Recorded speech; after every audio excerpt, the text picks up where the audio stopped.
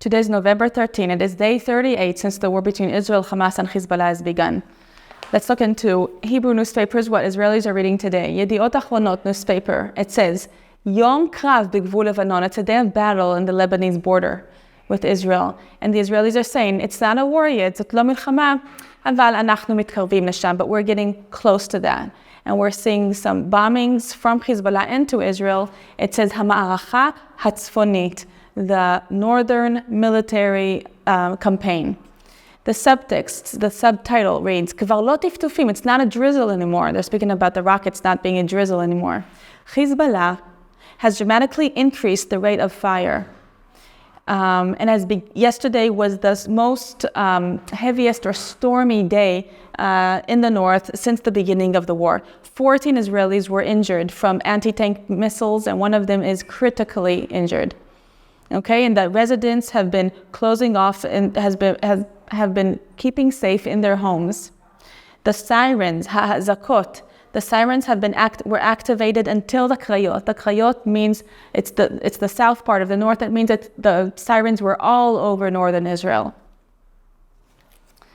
Okay, the main article reads Yom Krav b'Gvul HaTzafon, a day of battle in the northern border.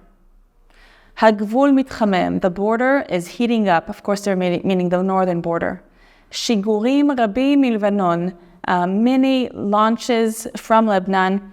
Drichut gvoha ba'oref, high readiness or high alertness in the home front.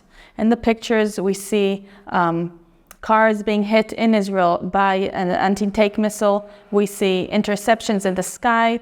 And here, Israel is attacking in Gaza a launching squad that was about to launch another missile from within a residential area in Lebanon. We see a cartoon here of Nasrallah. Nasrallah is the head of Hezbollah, the terror group, and it looks like he's crossing the red line. He's just stretching it a little too much for Israel, the northern border.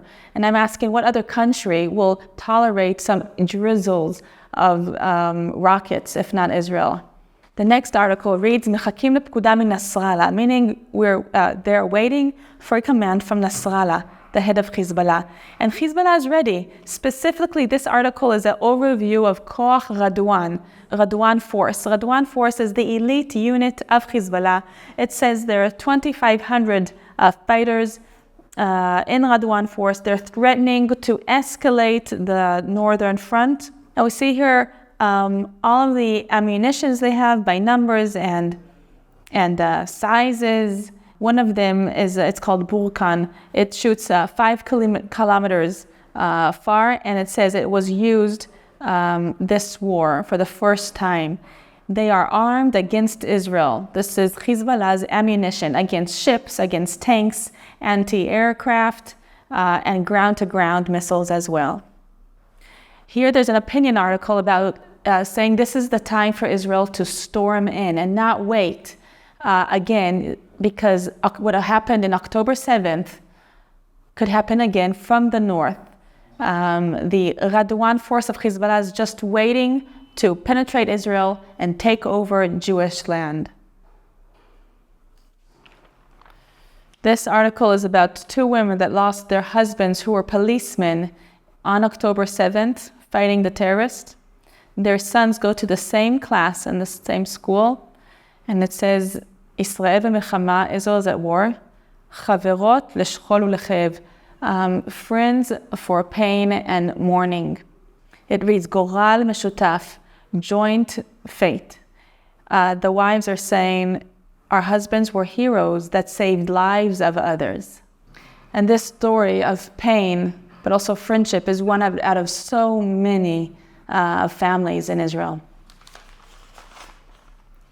Mazkeret ko'evet, it says, painful memory. And we see an old photo from 1966 in Kibbutz Be'eri. Kibbutz Be'eri is one of the kibbutzes that were hard hit in the massacre on October 7th. And there's a text box leading to each kid here in the photo, telling their status now since the massacre. And it's awful. Adi, he was murdered next to his wife, Hadass. Ishai, he killed a terrorist while trying to save others. Tamar, she was released out of so many hours in the safe room. Here, Daniel was released after 18 hours in the safe room. Shoshan, she was kidnapped with 6 other family members. All right, so it's no wonder it says painful memory. These children grew up and have experienced this horror. They fought, it says, they were murdered, they were kidnapped. Some of them survived, some of them lost loved ones. It says we got a punch we were punched in our stomachs, but we're still optimistic. And this guy says we're going to go back to the kibbutz and we will rebuild it. Haaretz newspaper is about Hezbollah warming up in the north.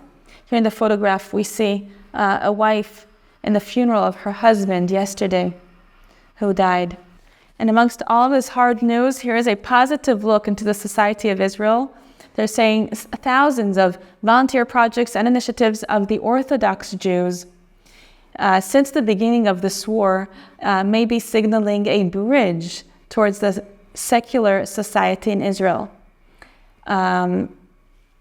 Most of the time, the society in Israel is split, Orthodox and secular. Orthodox do not usually serve in the IDF, while the secular do.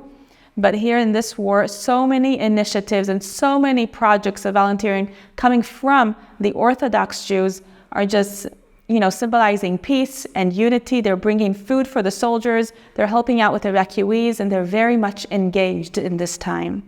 So this has been a first-hand look into what Israelis are reading today in the newspapers. For more stories, go to allisrael.com. Get on our social media and follow us also on YouTube. Thank you for studying with Israel. This is Rotem Magen for All Israel News.